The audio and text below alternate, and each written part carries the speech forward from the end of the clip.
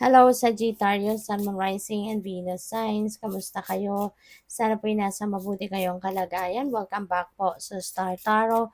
At kung bago kayo rito, welcome din po kayo. Please subscribe, like, share my videos, and leave me a comment kung nakaresonate kayo. Thank you. So, first card ninyo, Power, Wisdom, and Change. So, baka meron ditong change of power.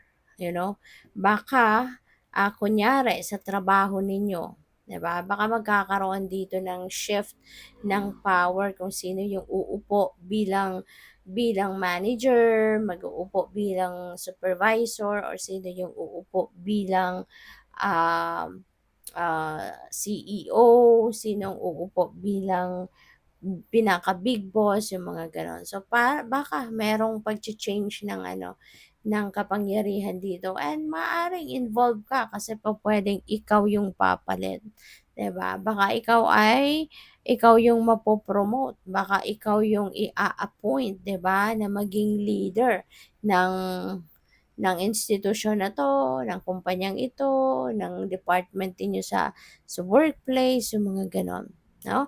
So, it feels like to me na merong gano'n, merong change of power, 'no? So, congrats sa'yo. And by the way, maraming salamat, no, for subscribing. And if you haven't subscribed yet, subscribe na kayo. At saka maraming salamat din, no, for not skipping the ads. Malaking bagay po yan sa akin. And also, please click the join button sa baba ng video kung gusto po ninyo na mag-join sa membership. Okay? So, we have Polar Bear, Mystic. Ayan. So, alam mo, ang iba sa inyo dito, maaring um, this is the time that you are being invited to embrace your psychic abilities. Kasi maaari din na alam nyo na, no? Alam nyo na you are a shaman, alam nyo na you are a mystic, you're a psychic, alam nyo na, no? Maaring na-figure out nyo na yan, na-discover nyo na yan for quite some time, and baka hindi mo lang sinasabuhay. But around this time, feeling ko, most of you is going to embrace that psychic abilities. Maaring handa ka na sa ngayon, no, na mag-take action towards carrying out your purpose in life, na alam ninyong gagamitin ninyo yung inyong psychic abilities. So maaaring you are going to take a step forward na, at gagawin nyo na ito. Okay? So, good luck. By the way, maraming salamat for subscribing, no? Kung hindi ko pa nasasabi, subscribe na po kayo. At saka sa mga nag-iiwan po ng mga comments, nakakatuwa. Binabasa ko pong lahat yan, mga comments. Sometimes hindi ako nakakasagot. Pero lahat yan, no? Binabasa ko. Lalo-lalo na yung mga nagkikwento ng storya ng buhay nila na nakaka-relate, no, doon sa reading natin. Ini-enjoy kong magbasa ng mga ganon. Nagsishare kayo ng mga experiences ninyo. Thank you. So, we have Four of Cups. Sagittarius, may offer. May offer, maganda to. Kaso lang, parang hindi ninyo pinapansin eh. Tingnan mo yung mata ng lalaki. This represents you, no? Yung lalaking ito. Nakatingin siya doon, no? Pero lagpas pa rin sa cup. Pero yung mata niya nandoon sa kabila. So, nagpapakita lang dito na maaaring ikaw ay confused. Maaaring ikaw ay wala sa focus. Maaaring ikaw ay dissatisfied. Maaaring ikaw ay walang pakialam ngayon sa kung ano yung mga nangyayari sa buhay mo. May offer pero hindi mo napapansin, or maybe hindi mo talaga pinapansin. So, maaaring gano'n ang ganap dyan. Kasi nga, nakagaling kayo dito sa frustration, wala kayo sa focus eh. 'Di ba? Maaring nainis kayo sa mga sitwasyon. But this is a heads up para sa'yo. Napansinin mo muna kasi may offer sa'yo. So, we have Five of Wands. Ayan, maaaring meron ditong, baka nagkaroon kayo ng pag-aaway na kung sino man. Maaaring nagkaroon ng conflict, o pwedeng family situation yan, pwede rin na trabaho. Maaaring nagkaroon kayo ng hindi pagkakaintindihan, with someone within the family or within your workplace. You know, Three of Cups. Ayan, Three of Cups is celebratory energy. So, baka ang iba sa inyo rito, baka magkakaayos na din.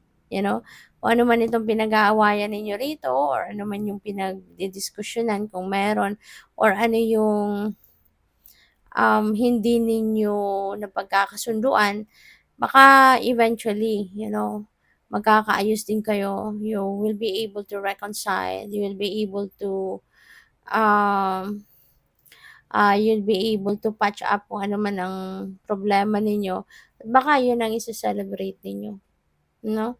Baka magtatagumpay din kayo. So, good luck. At saka baka meron dito mga okasyon, no? Ang iba sa inyo, baka merong okasyon, merong blessing.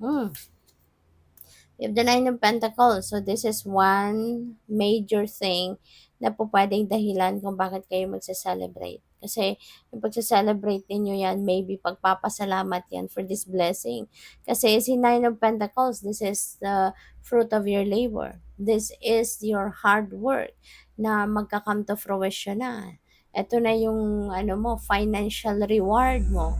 Diba? Sa sipag at tiyaga na ginawa ninyo. Ito na yung bunga ng inyong pagsisikap.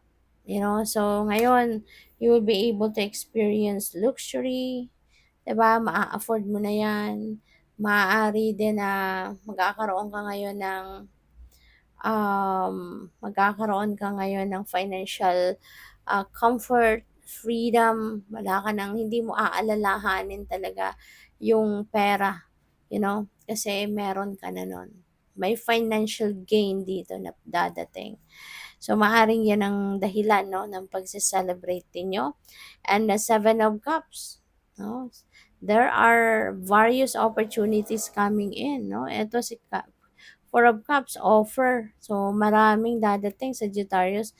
Kaya sana mag-pay attention kayo dito sa mga kumakatok na oportunidad sa inyo. Huwag ninyong baliwalain, huwag ninyong deadmahin kasi sayang ng pagkakataon. Okay? Sayang ng mga blessing na ito. So what else? We have the star. See, you will be shown the way. Sagittarius, hindi kailangang malito, hindi kayo kailangang mamroblema. Alin kaya dito yung pipiliin ko? 'Di ba? You will be shown the way. God will guide you towards the right decision, towards the right option. At saka, this is new beginning. So, most likely, meron ka ding i-embrace dito na oportunidad. Eventually siguro mapapansin mo din ang mga opportunity na to, and there is going to be something na pipiliin din kayo na iti-take advantage din ninyo, which is good.